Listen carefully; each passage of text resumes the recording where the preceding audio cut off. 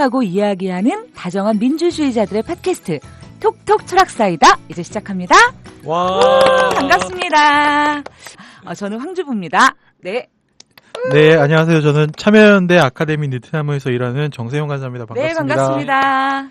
안녕하세요. 정치철학자 김만건입니다. 네, 반갑습니다. 오늘은 초대 손님 없이 저희 셋이 이야기를 하게 됐는데요.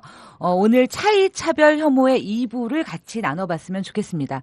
지난 시간에는요, 사실 이제 우리 각자가 느끼는 차별의 경험들부터 시작을 해서 우리 사회의 어떤 혐오 현상들, 그리고 나아가서 그 혐오가 어떤 구조로 만들어지는가, 여기까지 이야기를 나눠봤는데요. 오늘은 이 차별을 넘어선 이 혐오의 현상이 사실 우리 사회만 심각한 게 아니잖아요. 미국, 장난 아니죠, 지금. 뿐만 아니라 지금 유럽에서도 굉장히 심각한 문제가 되고 있고요. 전 지구가 어떻게 보면 혐오 범죄라고 하는 이전까지는 그러니까 있어는 왔고 그래서 우리가 이런 일이 다시 되풀이되면 안 돼. 인류에 다시는 이런 일이 있으면 안 돼라고 너무나 자연스럽게 우리가 다 같이 공유했던 약속인 줄 알았는데 올랜도뿐만 아니라 정말 너무 깜짝 놀랄 만한 뉴스들이 매일 나오는 것 같아요. 그래서 왜 이런 지구적 현상으로 혐오가 번져나가고 있는지에 대한 이야기도 나누고 싶고요. 더불어서 사실 그렇다면 뭔가 이 혐오에는 우리가 이런 게 아닐까라고 생각하는 것 말고도 조금 더 깊이 생각해 볼 이야기거리, 철학적으로 사유해 볼 이야기거리들이 있을 거라고 생각합니다. 그런 이야기들을 다 함께 나눠보도록 하겠습니다. 그럼 먼저 좀 요점 정리? 쉽게? 다시 한번 이야기를 시작해 보도록 할게요. 먼저, 사실 차별과 혐오에 대한 이야기를 지난 시간에 했었는데, 이 차별과 혐오가 다른 용어인 것처럼 보이기도 하지만, 사실 그 뿌리가 같은 것일까, 다른 것일까? 만약에 차별과 혐오를 우리가 그냥 현실에서 내가 느끼는, 미워하는 거야. 예를 들어서 차별하는 거야. 라는 거 말고 조금 더 뭐랄까요? 찬찬하게 정의를 해본다면 개념적으로 어떻게 정의를 할 수 있을까요? 그 저번 시간에 이야기를 했을 때요. 제가 차별과 혐오가 사실은 좀 다른 구조를 지니고 있는 것 같아서 같이 있는 현상이 제가 좀 헷갈린다라고 처음에 이야기를 시작했었잖아요. 그래서 이 차별이라는 건 정말로 이성적으로도 설명할 수 있고 그리고 늘 있어 왔던 것이고 그리고 이제 차별이라는 건 우리가 당연히 잘못됐다라고 이제 이야기할 수 있는 명백한 기준들이 있을 수 있는데 이 혐오라는 건 되게 감정적인 문제고 없었으면 좋겠다라는 거. 차별은 누군가 있어야만 할 수 있지만 혐오는 누군가 없어졌으면 좋겠다라고 이제 그 하는 감정이라 이 또 그리고 감정적인 문제라 더 판단하기 어려운 문제라서 이 두 개가 어떻게 같이 얽혀 있는지 모르겠다라는 이제 이야기를 했을 때 이제 정세윤 선생님께서 네. 아주 그 연결 고리를 주셨잖아요. 그래가지고 원래 차별해야 마땅하고 차별해서 내가 돋보여야 되는 존재가 더 이상 내가 차별할 수 없는 위치에 왔을 때 그리고 또 어떻게 보면 오히려 위치가 역전된 것처럼 보일 때 더 이상 차별할 수 없는 존재가 될 때 그 상대방에 대한 혐오들이 생겨나기 시작한다라는 이제 그런 것은 아닌가라고 이야기했을 때 저는 사실 연결고리를 좀 봤었거든요. 그래서 사실 이게 논리적으로는 이게 같이 갈 수 없는 현상이라고 생각하지만 사실 알고 보면 차별과 혐오는 늘 사회적으로 같이 나타났던 현상이기도 하거든요. 그러면 이게 항상 맞물려 있었다라는 거고 그 맞물려 있는 구조를 사실 저번 이야기를 하면서 저도 좀 몸으로 와닿고 좀 느꼈던 케이스였던 것 같습니다. 그리고 개인적으로는 솔직히 말씀드리면요. 저번에 우리가 차별받았던 경험에 대해서 이야기를 좀 했었잖아요. 참 다행이다라는 생각을 했어요. 왜냐하면 제가 별로 차별받은 기억이 없다라고 이제 이야기를 했었고 그리고 차별받는 구조 속에 스스로 안 들어갈 수 있었다라고 이야기를 했었잖아요. 이제 그 정도로 저한테 선택의 여지가 있었던 거죠. 그러면 어떻게 보면 제가 기득권이었다는 생각이 확고하게 좀 들더라고요. 그래서 이게 딱 그걸 듣는 순간 난 참 다행이다라는 생각도 좀 뭐라고 해야 될까? 그 안심이다라는 생각도 한편으로 들면서 또 한편으로는 뭐라고 어떤 생각이 좀 들었냐면 그런데 문제는 뭐냐면 앞으로 우리가 살아갈 미래 세대들이 또 다 있잖아요. 저도 사실은 꼬마가 하나 있는데 우리 꼬마 애기 네. 우리 저도 이제 4달 된 애기가 있는데요. 이제 그 애가 컸을 때의 세계나 이런 것들을 생각해 봤을 때 그런 내가 경험하지 못했던 차별과 혐오의 세계를 이제 살아가게 된다면이라고 생각이 좀 그 부분은 좀 끔찍하게 좀 느껴지고요. 그 부분이 좀 끔찍하게 느껴져서라도 이 문제를 좀 더 지금 심각하게 고려하고 생각하고 다뤄봐야 될 문제다라는 생각을 좀 들었었습니다. 예.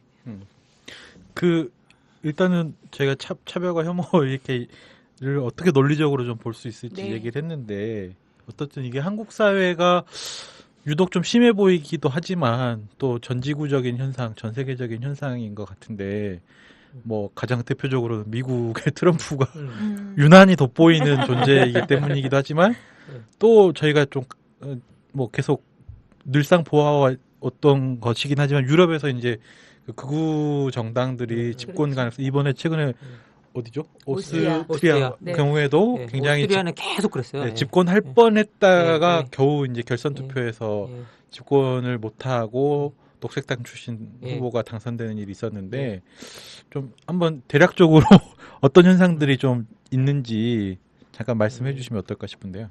아니 뭐 전 지구적으로 제가 봤을 때 이런 문제들이 지금 전 세계적으로 확산되어 가는 건 사실이거든요. 그런데 공통적으로 찾아볼 수 있는 기반은 뭐냐면 각각의 사회에서의 경제적이든 사회적이든 차별이 증가하고 있다는 거예요. 차별이 증가함에 따라 혐오 현상도 같이 증가하고 있다는 것들이 공통적으로 나타나고 있는 것 같고요. 미국 같은 경우에는 특히 제가 봤을 때는 경제적 문제인 것 같아요. 미국 같은 경우는 확고하게 경제적인 어떤 문제들이 근원이 되고 있는 것 같고 유럽 같은 경우에는 이제 대량으로 이민자들이 막 쏟아져 그렇죠. 들어오잖아요. 이제 그 중동과 아프리카 쪽에서 쏟아져 들어오면서 유럽 같은 경우에는 가치관의 충돌도 엄청나게 큰 것 같아요. 유럽 같은 경우에는 사실 이게 사람의 몸이 들어간다는 게 몸이 옮겨가는 게 아니거든요. 몸뿐만 아니라 그 사람이 가지고 있는 가치들이 옮겨가잖아요. 그렇죠. 생활 방식이 옮겨가고 사고 방식이 옮겨가거든요.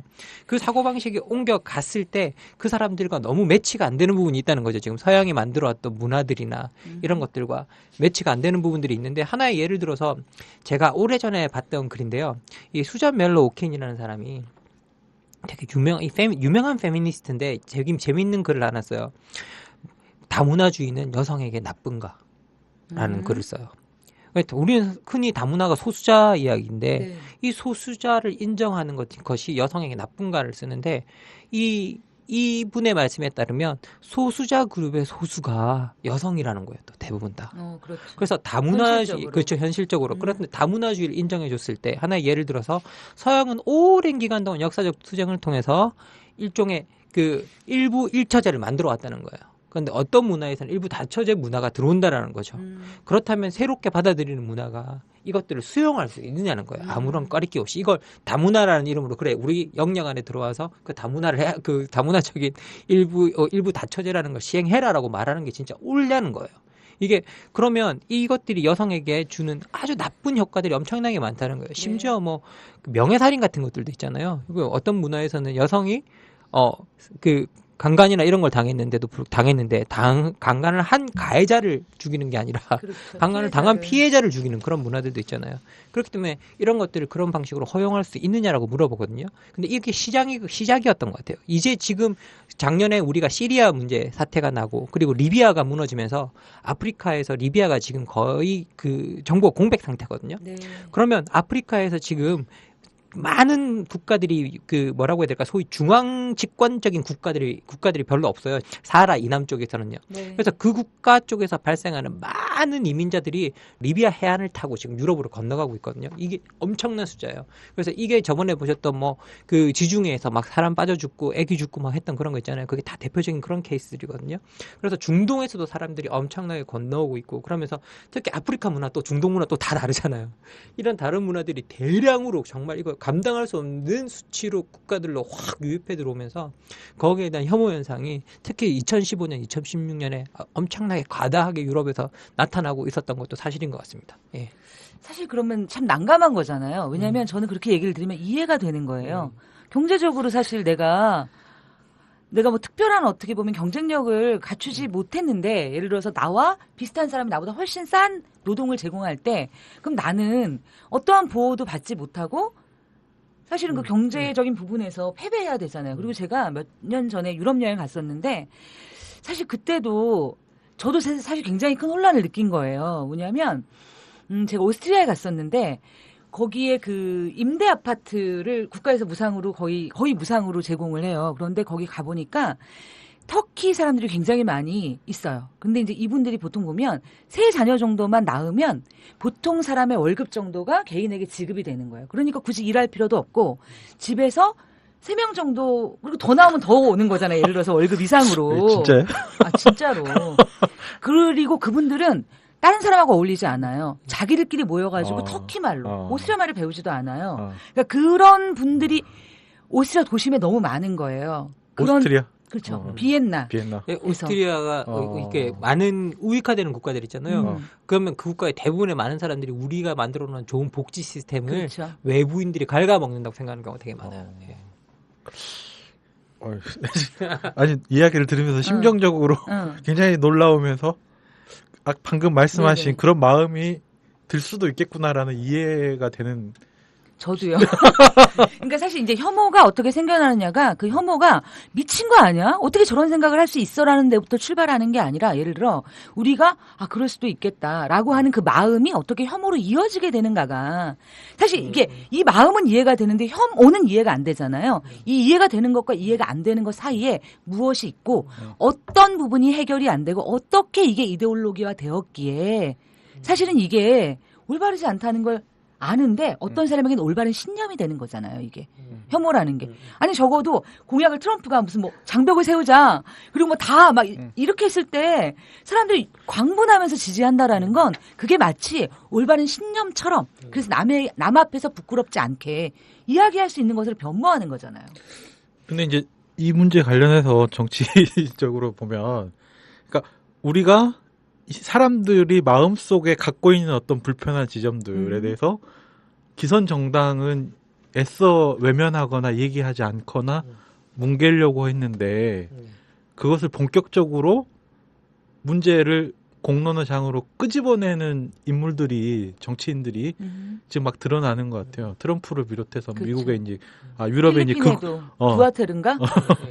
극우 범죄 정당, 문제에 대해서 그렇게 막 드러내잖아요. 유럽의 구구 정당의 네. 정치인들이 그러니까 굉장히 사람들이 저변 속에 막 깔려 있는 어떤 문제에 대한 고민들이나 관심들을 약간은 선동적으로 이렇게 끄집어내는 정치인들이 있는 것 같은데 이런 현상들은 어떻게 보면은 누구나 다 어떤 이건 문제라고 생각하거나 네. 이 부분을 어떻게 고민해야 될까 생각하는 부분에서 그 문제에 대해서 이야기를 꺼냈다는 차원에서는 나름 의미가 있는 것 같은데 이제 그 문제의 해결 방식이나 해결 방안이 너무 폭력적이거나 아니면 너무 구구적이라서 문제가 될 것 같은데 어떻게 생각하세요? 사실 이게 우리가 극우적이라고 표현했을 때 지금 구구적. 우리가 이게 극우적이라고 표현했을 때 가장 난감한 지점은 뭐냐면요. 그 극우라는 말 안에 혐오의 논리들이 담겨 있을 때 우리가 좀 그렇게 많이 표현하잖아요. 네. 근데 이제 뭐 극우이신 분들은 이것도 뭐 논리적으로 안 맞다라고 이제 이야기할 수 있겠지만 니네 극좌도 보면 거기 보면 다 혐오의 논리다라고 이제 이야기를 하실 수 있는 분도 있을 거라고 생각이 좀 들어요. 그런데 그 문제를 해결하는 방식 자체가 저는 이 끝으로 돌렸을 때 이 혐오의 논리들이 자꾸 나오는 이유들은 뭐냐라고 생각한다면 트럼프 같은 경우도 가장 잘못된 게 뭐냐면요. 사실은 알고 보면 지금 현재 미국 사회에서 그런 혐오적 현상이 일어나는 걸 자꾸 외부인에게 탓을 돌리고 있는 거잖아요. 근데 결국은 내부적인 문제들인데 외부인들이 들어와서 자꾸 우리의 직업을 가져간다는 식의 논리를 내세우고 있거든요. 그런데 알고 보면 교육받은 사람이나 미국의 많은 어떤 대도시에나 나와보면 그런 외국인 노동자들이 많은 곳이 대도시 아니면 농장들인데 네. 거기서 힘든 일 같은 걸 잘 못해요. 미국에서 한때 애리조나에 있나 어디서 그 외부인들을 다 쫓아내고 자기 내부에 있는 사람들 미국인들한테 그 밭 깔고 막 이런 일을 줬단 말이에요. 애들이 해보고 막 일주일 만에 다 병원비가 더 드는 거예요. 그분들한테는. 그게 노동이 익숙지가 않으니까. 그래서 이게 사실은 알고 보면 외부 노동자들이 지금 현재 많은 국내에 있는 선진국에 있는 사람들은 그런 일들을 안 하려고 하는 직종에 들어와 있는 경우가 엄청나게 많거든요. 그래서 사실 직업을 뺏어간다라는 이 개념을 이야기했을 때 별로 뺏어가는 부분도 사실 그렇게 별로 없어요. 별로 없다고 보여지고 그러면 내부적으로 일어나는 차별들은 내부적 구조의 문제, 특히 분배의 문제 같은 걸 봐야 되거든요. 실제 많은 국가들이 우리도 마찬가지지만 상위 1%, 상위 10%의 부의 60%, 70% 이상이 몰려 있으면 그런 분배의 재조정 을 통해서 문제를 해결한다거나 이렇게 해야 되는데 그것들이 아니라 우리의 분배 문제에 대해서는 찝지 않고 외부 세력들에 자꾸 초점을 둠으로써 이 내부의 문제를 외부에 있는 사람들의 미움으로 풀려고 하는 것들이 되게 혐오의 논리에서 가장 위험한 것 같아요. 그래서 내부적으로 이성적으로 해결해야 될 문제를 보지 못하게 만든다라는 것. 외부적으로 모든 것을 감정적으로 돌려서 이 부분이 혐오가 가지고 있는 가장 큰 문제라는 좀 생각이 좀 들 때가 있습니다. 저는 얘기를 들으면 사실 미국 사회는 이해가 돼요. 예. 예를 들어서 그걸 딱 샌더스랑 트럼프로 비교해놓고 보면 미국이 지금 위기야. 라는 진단을 놓고 트럼프는 그잖아요. 멕시코 애들 히스패닉 애들 때문에 문제야. 그러니까 쟤들을 내쫓으면 무슬림을 내쫓으면 돼라고 얘기하는 거고 사실 미국이 위기인데 그 위기는 니들이 다 가져가서 그래. 그쵸. 그래서 우리의 미국을 새롭게 세팅해야 돼라고 하는 게 샌더스의 논리인 거잖아요. 그 미국은 샌더스와 트럼프의 예가 그렇죠. 확고하게 보여주는 거죠. 그런데 사실 유럽은 난감한 것 같아요. 저도. 유럽은 훨씬 이제 그 지층 자체가 복잡하게 얽혀 있는 경우가 너무나 많고요. 그 다음에 근데 유럽 같은 경우에는 가장 난감한 문제가 뭐냐면 유럽은 지금 유럽의 모든 선진국들의 인구가 대폭 줄어들고 있거든요.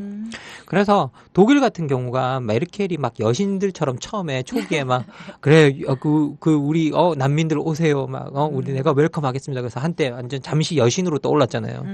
그 메르켈이 그렇게 했던 건 독일에서 내부에서 나온 보고서 때문이었다고 제가 알고 있거든요.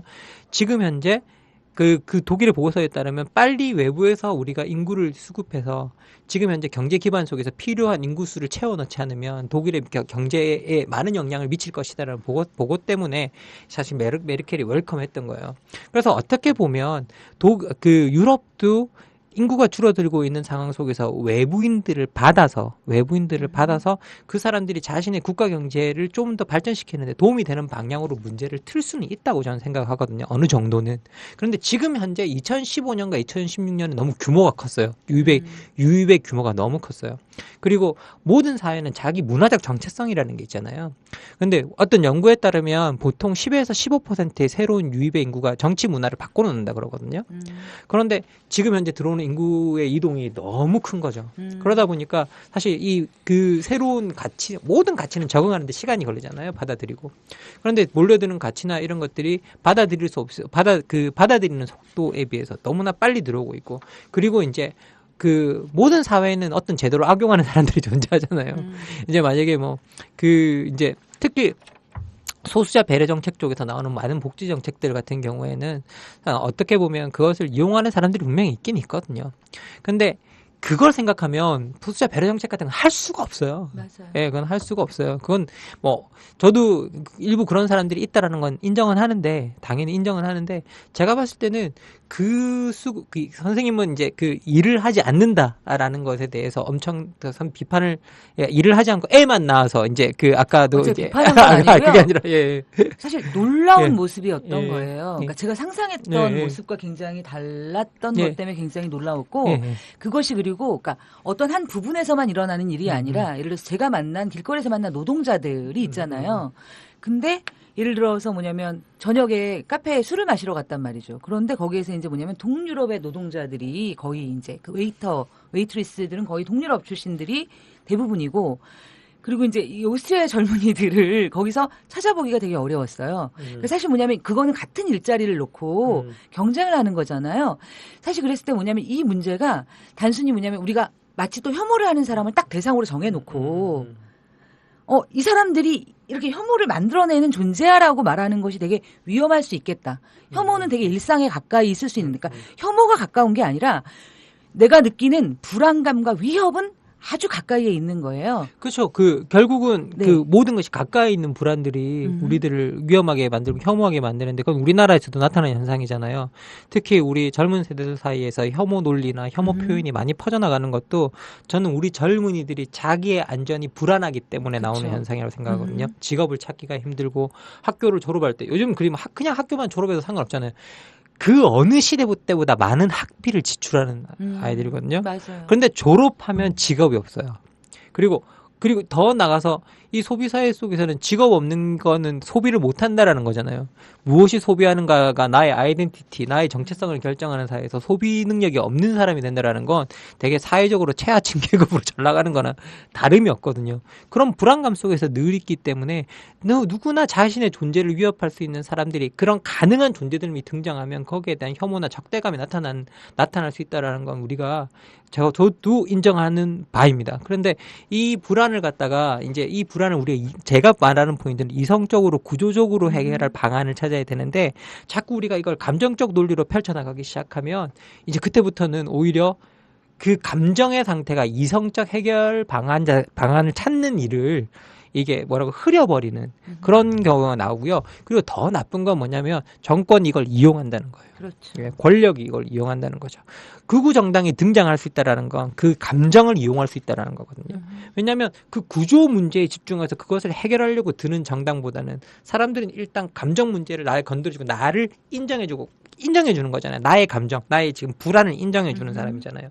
그 사람들한테 가서 그걸 지지하는데 그 사람들이 알고 보면 막상 구조적 해결책은 없는 채 사람들을 미워하는 논리만 만들면 사회는 장기적으로 정말 더 큰 위험에 빠지게 되기 때문에 그리고 더 나아가서 그런 혐오들이 파시즘 같은 걸 조장하잖아요. 그래서 그런 것 때문에 저는 위험하다고 보는 겁니다. 예. 그러니까 저는 이 얘기를 들으면서 그런 생각이 들더라고요. 그러니까 우리 어떤 사회, 그러니까 혐오 현상이 있는데 우리가 이제 반대 쪽에서 혐오하면 안 돼.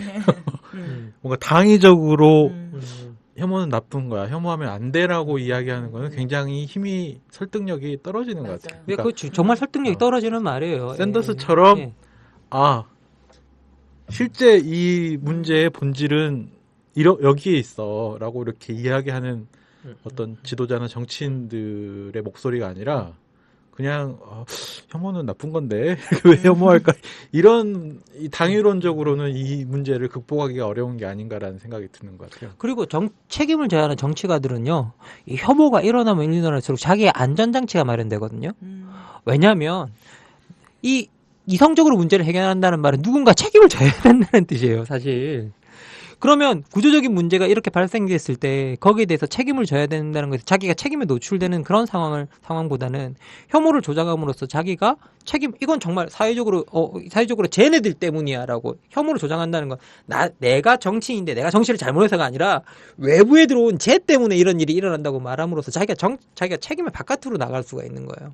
그런 점에서 제가 봤을 때 이 혐오의 논리가 정치가들한테는 정말 안전한 숨을 곳이기 때문에 정치가들은 이런 현상이 건덕지만 있으면 반드시 이용하죠. 이걸 왜 안 이용하겠어요? 권력을 유지하고 그 안에서 책임을 안 지면 오래 안 지면 안 질수록 권력을 유지하는 시간이 늘어난다고 생각한다면 당연히 이 권력자들은 이걸 이용할 수밖에 없기 때문에 혐오가 더 위험한 거라는 생각이 좀 듭니다. 저는.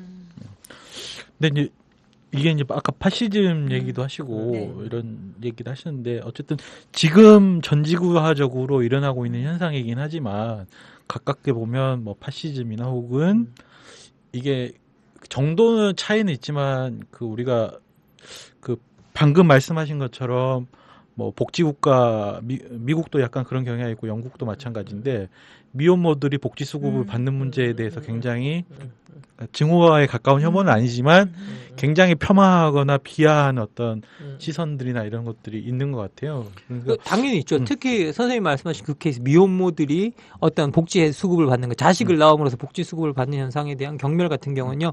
모든 국가가 그 제도를 마련해 놓고 있음에도 불구하고 선진 국가들이 또 몇몇 선진 국가에서는 되게 이걸 혐오하는 현상들이 많아요. 미국 같은 경우가 특히 좀 심하거든요. 그래서 미국은 최하층 계급에 분류를 했을 때 최하층 계급이 사실은 이 분류된 사람들을 보면 서로 아이덴티티가 통일이 되지 않아요. 되게 다 이상해요. 뭐 불황자부터 시작해서 미혼모까지 마약 중독자까지 알코올 중독까지 다 있거든요. 통합이 안 되는데 그 미혼모들이 그 중에 하나로 분류가 돼서 들어가 있어요. 그 안에. 그러면 사회적으로 그게 그 최하층 계층이란 말은 내 눈에 안 보였으면 하는 계층들이거든요. 사회적으로는 사실. 그 사람들이 있어서 불편한 사람들. 특히 우리 불황자나 이런 사람들, 뭐 길거리에서 나오는 그런 사람들을 최하층 계급으로 분류하는데 그 사람들이 눈앞에 있으면 되게 불편한 거죠. 그래서 그나마 그 사람들이 안 불편하려면 우리가 요구하는 게 뭐냐. 지하철 앞에서 빅 이슈라도 팔라는 거예요. 노동하고 있음을 우리한테 보여줘야 우리가 네가 이렇게 내 앞에 있는 게 불편하지 않는데 이 경쟁 사회에서 아무런 노력도 하지 않고 네가 무엇을 얻어간다면 정말 너는 우리한테 불편한 존재일 수밖에 없다라고 우리가 내부적으로 이 몸에 무언가 그런 생각들이 체화되어 있는 거죠. 사실은 알고 보면. 그런데 저는 그렇게 생각합니다. 복지수급을 주잖아요. 우리가 특히 미혼모 같은 친구들한테 미혼모다 뭐 그런 게 중요한 게 아니라 저는 그 아이를 키우는 것도 엄청난 노동이라고 생각하거든요. 예? 야, 뭐 이렇게 이야기하면 뭐 너 잘났다 이렇게 말할 수도 누가 뭐 현재 키우고 계시잖아요, 그렇죠? 근데 키워보면요 이게 다 아시잖아요. 대한민국 부모님들. 옛날에 부모님들이 저한테 하신 가장 큰 거짓말이 나 안 하면 알아서 큰다라는 말이라는 걸 전 최근에 요즘 깨달았어요. 절대 알아서 크지 않더라고요. 그래서 기본적으로 우리가 거기에 들어간 엄청난 노력들이 있기 때문에 그 노력을 보조하는 그런 제도라고 생각하면 좀 뭐 우리가 좀 더 이해하기 쉽지 않을까라는 좀 생각이 좀 듭니다. 예. 근데 그러니까 이 혐오와 관련해서 여러 가지 차원이 있는 것 같아요. 그러니까 이제 어떤 경우에는 정치인들 혹은 지도자들이 이거 조장하는 경우도 있긴 한데 방금 말했던 것처럼 우리가 사회적으로 조금 자신들의 정치적인 기획을 위해서 좀 비난해야 될 비난해야 될 집단들을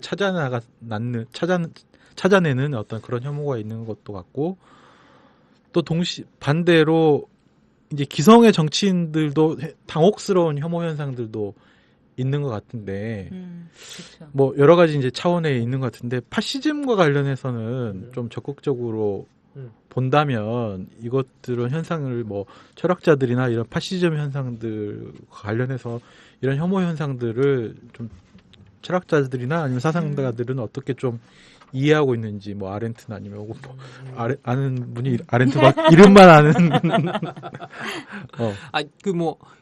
우리가 혐오 이야기했을 때요, 한나 아렌트가 이 파시즘 이야기할 때 그 내놓는 두 가지 중요한 개념이 뭐냐면, 첫 번째 하나는 대중사회거든요. 이 대중사회는 원자화된 사회고 서로 소통하지 못하는 사회죠. 그러다 보니까 개인 사회하고 이 대중사회와 개인사회는 서로 비슷하지만 또 다른 것 같아요. 그래요? 왜냐면 개인이라는 말이 소통하지 못한다는 의미는 또 아니거든요. 제가 봤을 때.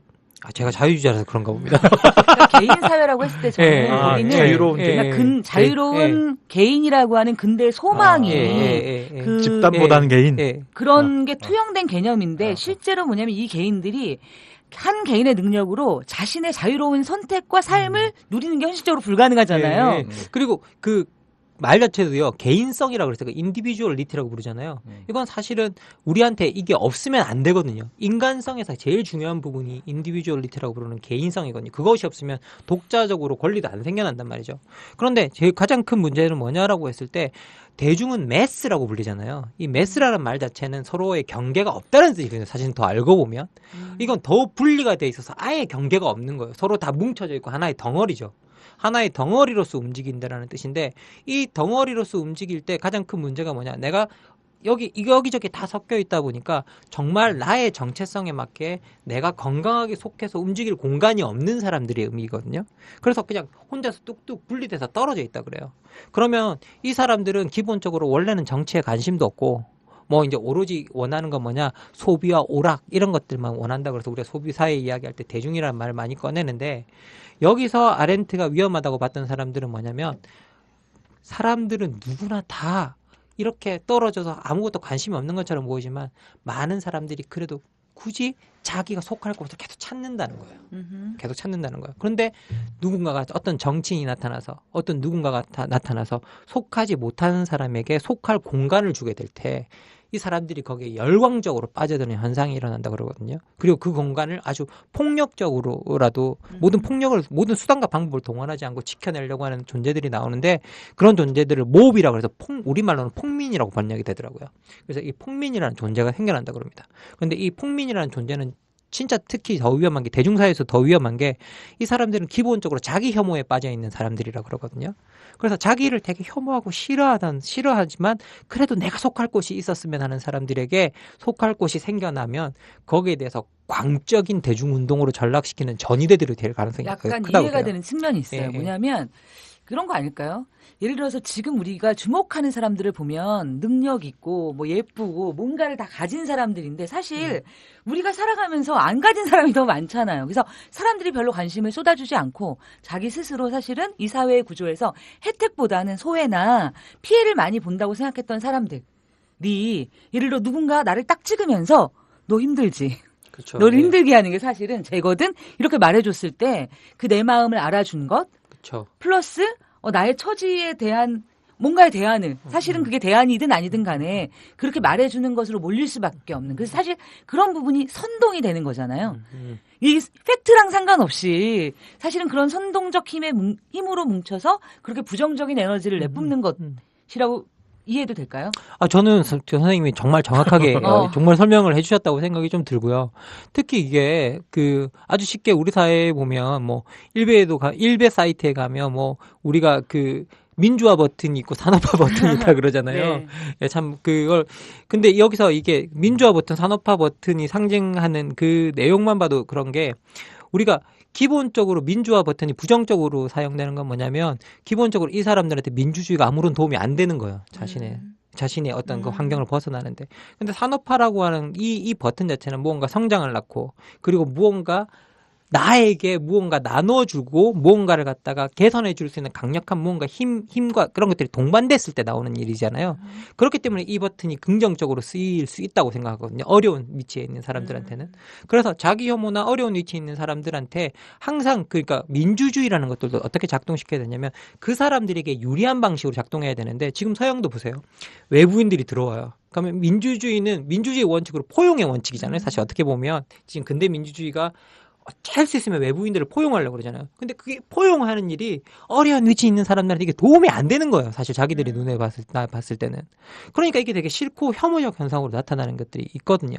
그래서 항상 저는 이 민주주의가 작동할 때도 그런 혐오의 논리가 어떻게 작동하는지 우리가 그것을 파악하고 그것에 대처하는 방식으로서 제도적으로 우리가 작동해야 된다는 생각이 요즘 현상을 보면서 저는 좀 느껴집니다. 그래서 서양 사회도 보면 민주주의에 대한 혐오가 많이 확산되고 있잖아요.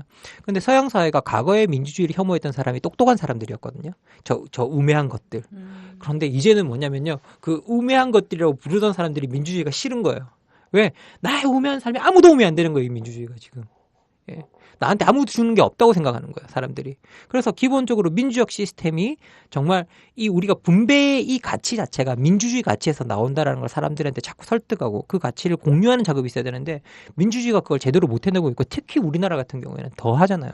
그러다 보니까 지금 현재 저는 우리나라에서 산업화 민주화의 대립이 지금까지도 지속되는 이유는 뭐냐고 물어본다면 사실은 이런 논리하에서 어느 정도 작동하고 있기 때문에 그런 이야기들이 나온다는 생각이 좀 들 때가 있습니다.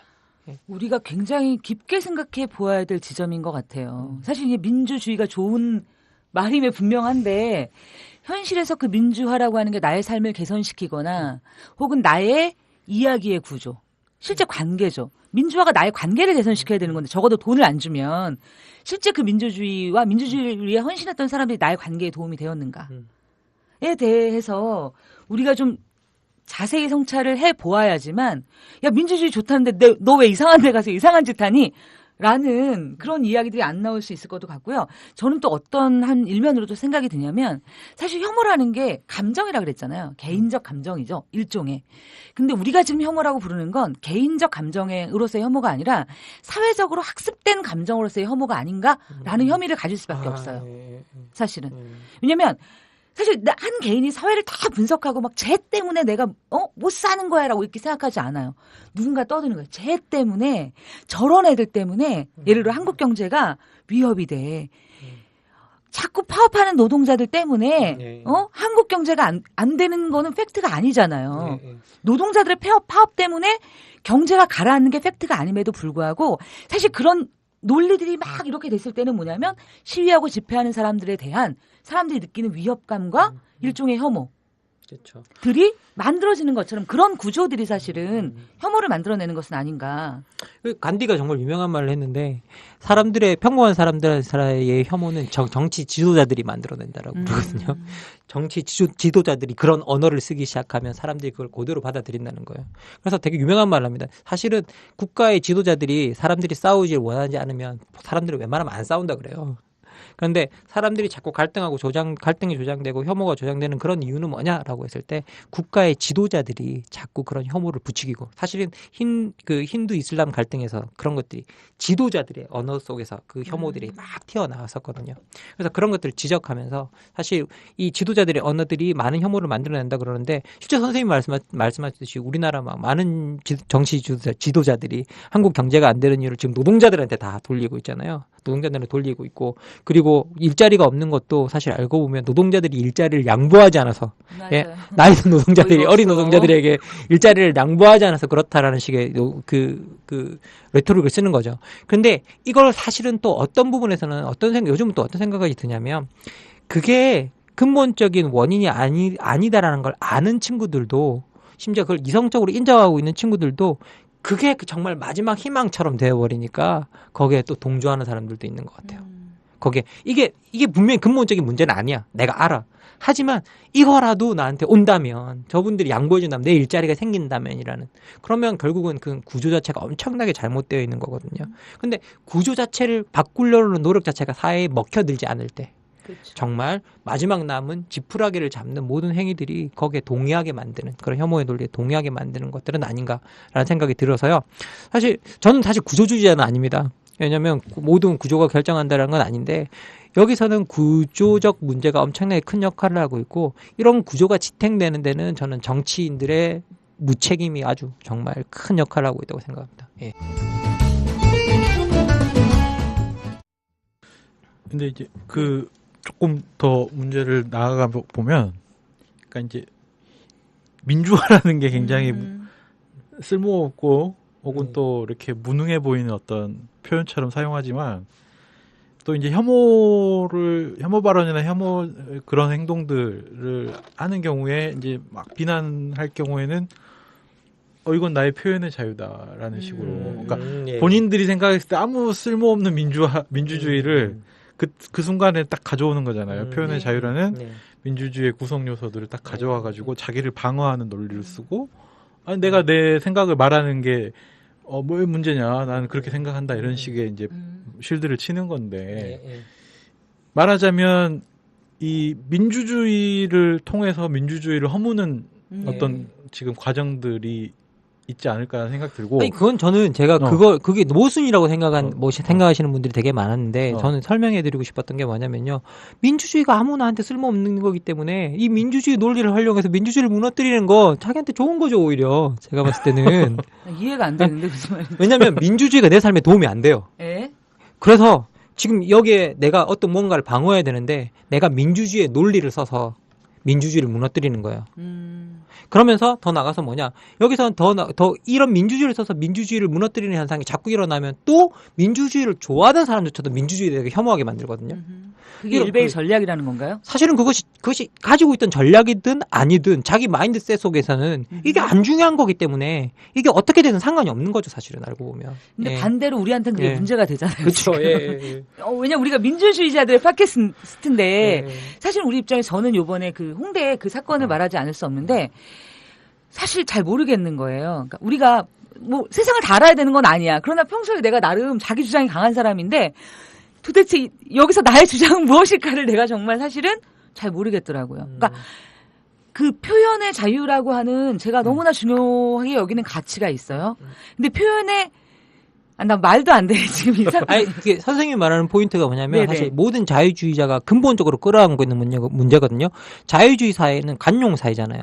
다른 사람의 가치를 인정하지 않으면 유지가 안 되잖아요.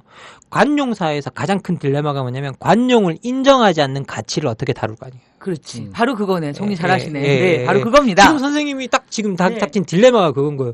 저 불관용인 거예요.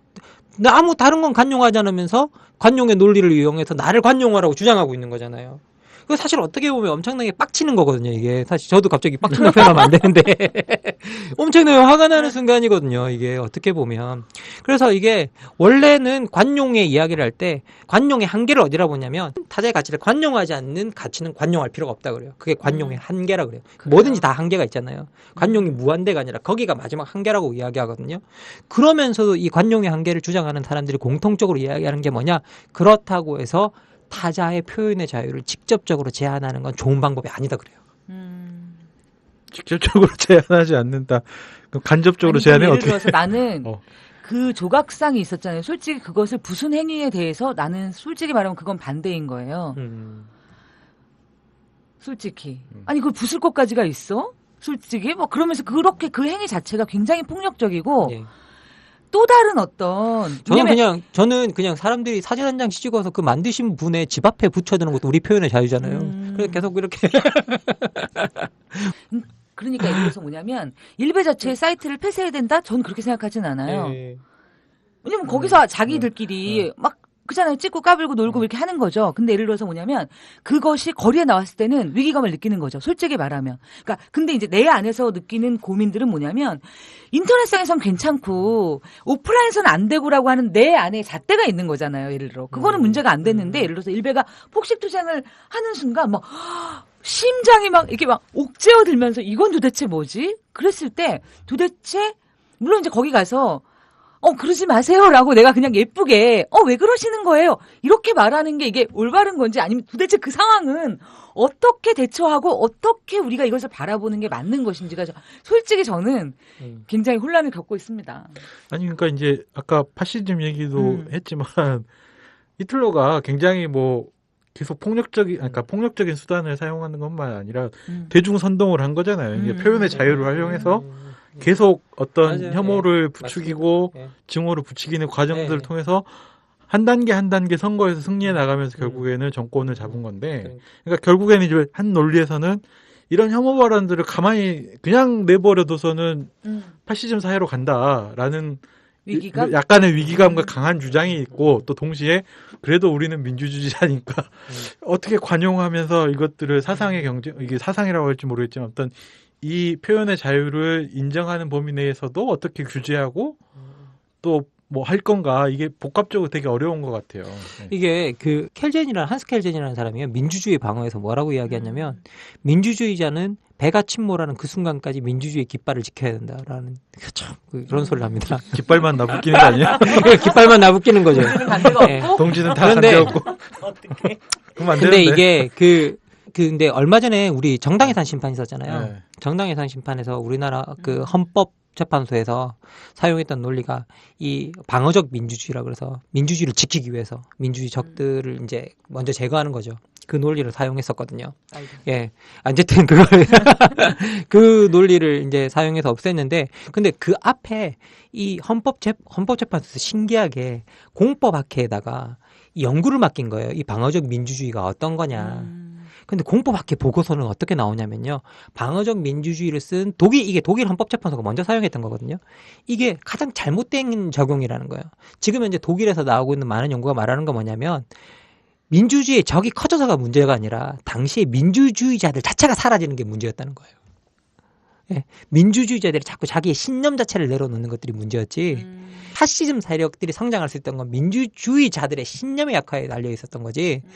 이게 정말 그 사회 자체 민주주의 자체가 문제 있었기 때문은 아니다라는 이제 주장이 나오고 그 연구들이 나온다는 거예요. 그래서 보고에서 헌법재판소에 이걸 넘겼더라고요. 근데 헌법재판소의 재판관님들은 참고하지 않았던 것 같아요. 그 내용 자체를 독해력이 아주 심각하게 왜곡이 되었구나.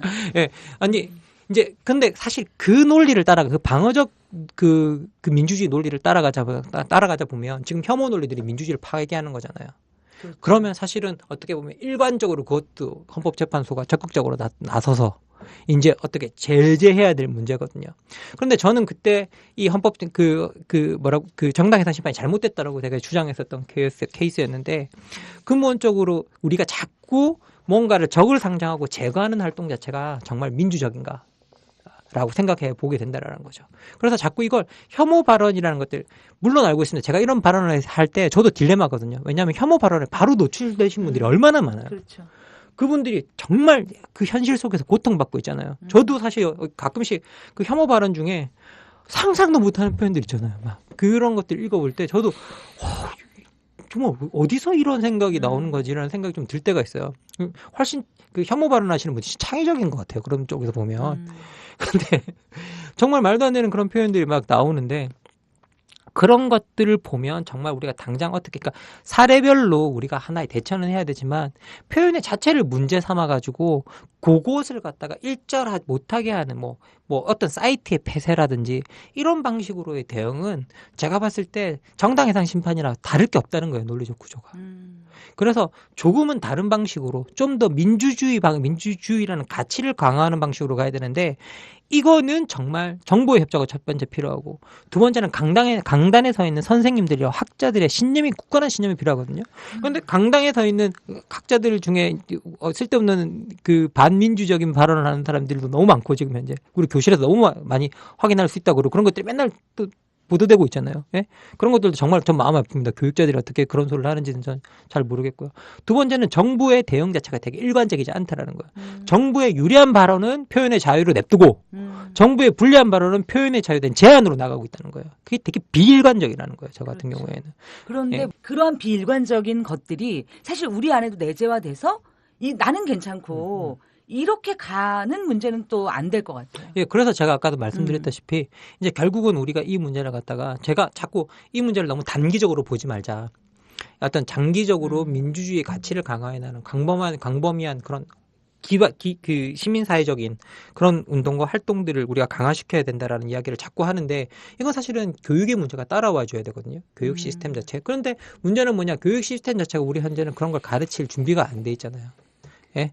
지금 현재 국가적으로 그 준비가 안 돼 있고 이런 것들이 사교육 현장이나 이런 것에서 가르칠 하나의 어떤 체계를 갖고 가르칠 수 있는 문제도 아니고 그런 점에서 큰 딜레마가 있는 것 같아요. 어떻게 이 민주주의를 확산시킬까? 얘기를 들으면서 어떤 생각이 들었냐면 우리 사회엔 진짜 공론장이 없는 게 문제가 아닐까라는 생각이 들었어요. 그러니까 예를 들어서 지금 사람들이 그렇게 표현해야 되는 게 뭐냐면 가장 첫 번째는 동질성을 확보하는 집단 내에서 이 혐오 발언들의 수위가 처음엔 재미였다가 나중에 정말 너무나 파괴적인 형태로 강해지는 거죠. 그리고 이게 그냥 공론장이 아닌 그냥 어떻게 보면 뭐라 그럴까 툭툭 튀어나와서 한 개인이나 집단을 공격하는 형태로 그냥 막 나오는 것 같아요. 근데 사실은 그러니까 우리가 뭔가 이야기를 할 때는 사회적인 이야기를 할 때는 사실은 서로에 갖춰야 될 예의도 있고 룰도 있고 매너도 있고 이런 거잖아요. 이러한 어떤 공론장이라는 모델에 대한 경험이 없이 이런 뭐라 그럴까요? 정말 이렇게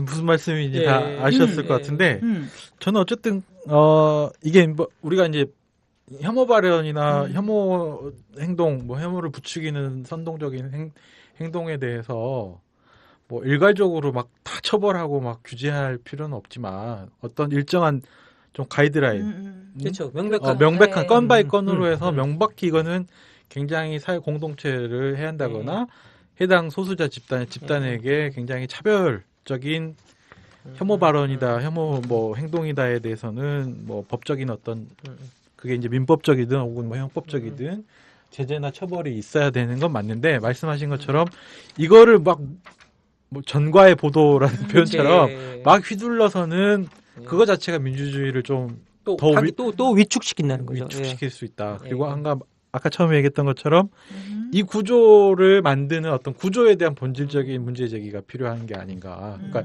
혐오하지 마라, 혐오하면 처벌한다 이런 게 아니라 이 구조적인 혐오들의 대상들이 그 대상이 아니라 원래 이 구조 혐오를 낳는 구조가 어떤 구조 속에서 지금 우리 사회가 어떤 문제를 가지고 있는가를 더 개선하려고 하는 노력이 필요한 거지 무작정 혐오 발언이나 이런 부분에 처벌하고 규제하려는 걸로 너무 내달려서도 좀 곤란하다 이런 의견들이 있는 것 같아요. 저는 사실 제가 최근에 가장 이제 뭐 우리나라 뭐 그 혐오도 정의의 문제잖아요. 사실 어떻게 보면 다 저스티스의 문제인데 저는 어떤 생각이 좀 들었냐면요.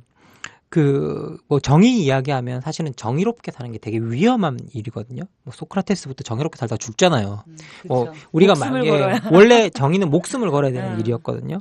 그래서 어떻게 보면 역사는 정의롭게 살 권리를 마련해주는 과정이었어요. 사실 어떻게 보면. 그래서 끊임없이 우리가 어떻게 올바르게 살 수 있는 권리, 자유를 주는 것들이 의무가 아니고 권리가 되었다는 거죠. 예. 근데 이제는 지금 현재 우리가 그 권리 상황으로 들어온 거예요. 이제 너무 사회가 기본적으로 혐오와 차별 속에 노출되어 있기 때문에 내가 뭔가 올바르게 살고자 했을 때 그것들 자체가 너무 나에게 난감한 상황으로 다가올 때가 많다는 거예요. 사실 여러분들도 뭐 다 아시겠지만 뭐 내부 고발 같은 거 해보세요. 이제 뭐 난리가 나잖아요. 이제 내부 고발한 사람이 매장당하잖아요. 사실 어떻게 보면 마치 그렇듯이 지금 현재 속에서는 무엇인가 이 혐오를 하지 않겠다라고 결심하고 그것에 대해서 인간답게 존중하고 살고 싶은 사람들이 그런 방식으로 살았을 때 피해보는 경우가 많다라는 거예요. 그러면 사실은 혐오의 논리 속으로 사람들이 빠져들 수밖에 없거든요. 그렇기 때문에 사회 제도가 해야 될 일은 명백한 것 같아요. 우리가 무엇인가 존중으로 사는 사람들에게 확고한 인센티브가 있어야 되는 거야. 존중해주는 사람들에게. 그런데 그 인센티브를 어떻게 사회 제도가 마련해 주는가? 그거는 사실 어떻게 보면 사회 구조가 평등해지면 평등해질수록 차별이 줄어들면 줄어들수록 사람들이 혐오 구조가 줄어드는 거거든요. 그렇기 때문에 우리가 기본적으로 제도를 정말 잘 정비하고 차별을 없애가는 그런 것들이 이 혐오를 해결하는 방식이지, 단지 야 혐오하는 발언하면 안 된다, 그것은 잘못됐다, 이건 너무나 단편적이고 근시안적인 발언이라는 거예요. 정말 혐오하지 않고 살 권리 를 사람들한테 우리가 또 줘야 된다는 거예요. 근데 저는 한편으로는 우리가 이제 구조와 시스템을 통해서 사실은 룰을 만들고 법제화하는 거잖아요. 이걸 우리 사회에 안착시키는 건데 사실 우리가 이제 안착이라고 하는 것이 저는 룰만으로 불가능하다고 생각해요. 사실은. 그리고 우리 사회에 지금 차별이나 혐오의 문제가 구조 때문이다라고 말할 수 없는 되게 큰 부분이 있어요. 저는 그런 부분은 감수성의 문제로 좀 바라봐야 되는 게 아닌가라고 하는 생각이 들어요. 예를 들어서 저는 룰은 옳고 그름이 되게 분명한 거고 그 안에서 우리가 지키지 않으면 처벌을 받는 거잖아요. 근데 감수성은 그렇지 않아요. 누구는 예를 들어서 예민할 수 있고 누구는 둔감할 수 있는데 이것 때문에 아프고 고통스럽고 여기에 빠지는 거죠. 그랬을 때 근데 이 감수성의 문제는 그래서 누가 오라라고 결론을 내리는 것이 아니라 계속 힘들지만 약간 불편하지만 접촉면을 늘리면서 사실은 그 중간에 우리의 합의점을 찾아내는 게 감수성의 문제라고 생각하는데. 근데 전 당연히 그렇다고 네. 생각이 드는데요. 근데 한편으로 저 두 개 다 시간이 걸리는 문제죠. 구조적 개혁 문제도 시간이 걸리는 문제고, 그리고 또 한편으로 우리가 이런 감수성의 일종의 감수성 트레이닝의 문제잖아요. 어떻게 보면 그렇죠. 오랜 시간이 걸리잖아요. 그리고 감수성의 문제를 해결하기 위해서는 우리가 뜻밖의 접촉해야 늘거든요. 그러니까 자꾸 이야기를 해야 되는데, 우리가 현재 사회적인 감수성을 이야기할 때, 어떤 폭력이라는 문제를 이야기할 때는 우리가 건드리지 말라라는 거잖아요. 그런데 누군가를 그렇게 건드리지 않기 위해서는 이 감수성이라는 문제는 건드리는 과정을 통해서 학습이 또 되는 경우도 있거든요.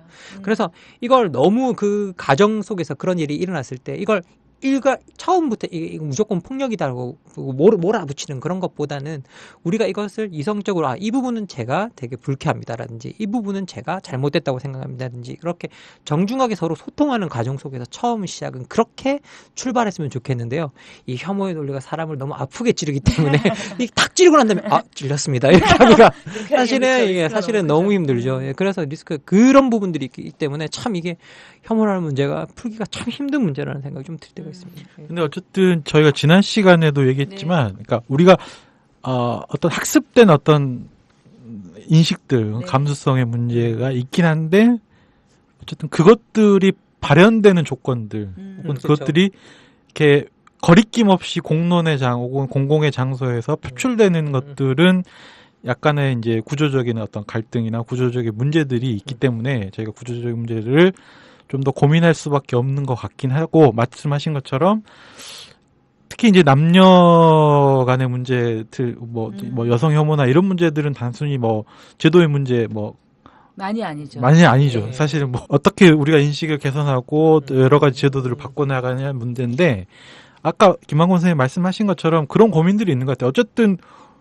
이게 부정해야 될 서로가 존재가 아니라 공존해야 될 존재라면 어떻게 서로 맞춰가면서 혹은 또 생각을 변화시켜 나가면서 살아갈지에 대한 고민들이 필요한 것 같다, 이런 생각이 듭니다. 이제 저희가 어느덧 이야기를 마칠 시간이 됐는데요. 저는 오늘 이런 이야기를 마지막으로 좀 나눠봤으면 좋겠어요. 이건 제 얘기인데요. 저는 사실 혐오가 두려웠습니다. 그리고 사실 혐오 발언에 대한 비판을 한다는 것조차도 사실은 굉장한 두려움이에요. 내가 무슨 말 잘못했다가 어디 걸려서 죽자고 얻어맞는 게 아닌가. 나의 말실수가 대형 참사를 부르지 않을까. 사실은 우리가 이런 두려움과 공포에 사로잡힐 수밖에 없는데요. 근데 사실 이런 차별과 혐오를 넘기 위해서는 두려움이 아니라 불편함을 감수해야 되지 않을까 싶습니다.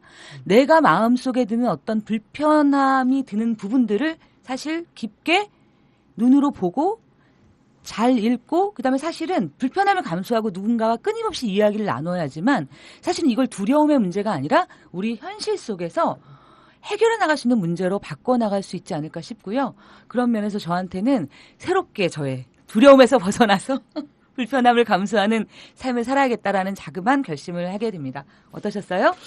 저는 이 얘기를 나누면서 그러니까 좀 그런 생각이 들더라고요. 이제 좀 강단 있게 이렇게 대응해야 된다고 해야 되나? 예. 그러니까 아까 얘기했던 것처럼 우리가 얘기 나눴던 것처럼 혐오는 나쁜 거야. 혐오하지 마. 이런 게 아니라 정말 샌더스의 어떤 그렇죠. 분석처럼 예.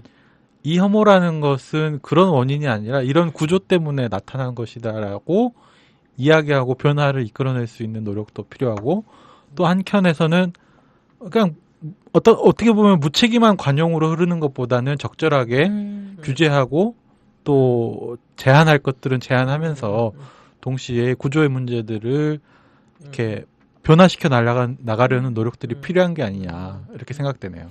뭐 이 정세현 선생님께서 너무 잘 정리해 주셔가지고요. 뭐 제가 더 정리할 필요는 없다는 생각이 좀 드는데, 뭐 황미정 선생님께서 이제 그 이야기하셨을 때 제가 느끼는 것들은 어떤 거냐면 우리가 혐오가 두렵고 혐오에 대한 혐오 자체에 대한 그런 것들이 또 있고, 그래서 그러다 보니 그 사이에 혐오하는 사람과 혐오하는 사람을 혐오하는 사람들 사이에서 또 이 사람들 사이에서 우리가 말을 어떻게 잘못하면 어떡하지? 라는 그런 두려움에 휩싸여 있는 사회 구조가 지금 그거잖아요. 네, 그렇죠. 아, 정말 이런 틀 바깥으로 우리가 정말 나가야겠다라는 생각이 좀 들고요. 그리고 한 번 더 이야기하고 싶은 것도 뭐냐면 우리가 혐오라는 이 감정이 사실 어떻게 보면 누군가를 모욕하고 경멸하면서 내 존재감을 확인하는 거거든요.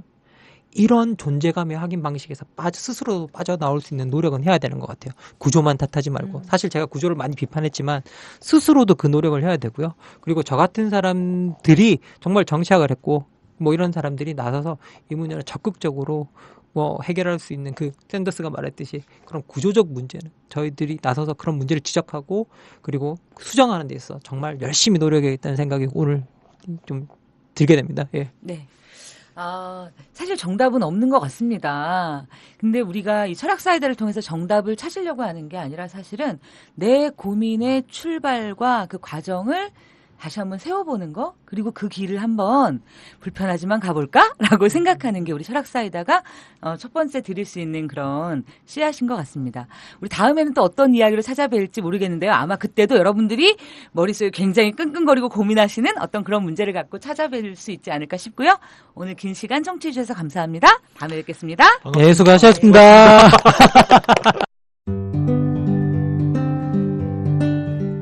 안녕하세요. 아카데미 느티나무 강좌를 7년째 듣고 있는 70살 넘은 할머니 정애자예요. 저에게 아카데미 느티나무는 새로운 배움터입니다. 배움을 통해 행동하는 시민의 발걸음에 동참하고 있다는 것이 뿌듯하답니다. 즐거움과 나눔, 웃음과 실천이 있는 배움의 공간, 아카데미 느티나무에서 뵐 수 있기를 기대합니다. 참, 아카데미 느티나무는 참여연대 부설 시민교육기관입니다.